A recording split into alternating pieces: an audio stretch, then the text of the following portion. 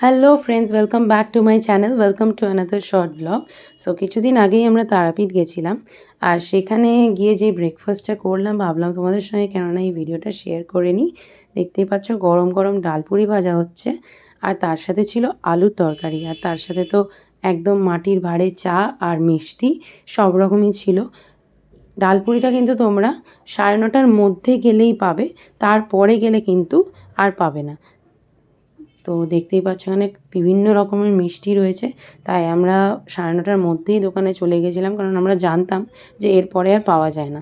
So পাতে পড়ে গেছে অলরেডি গরম গরম ডালপুরি, আর তার সাথে দিয়ে দিল আলুর তরকারি, দেখতেই পাচ্ছ।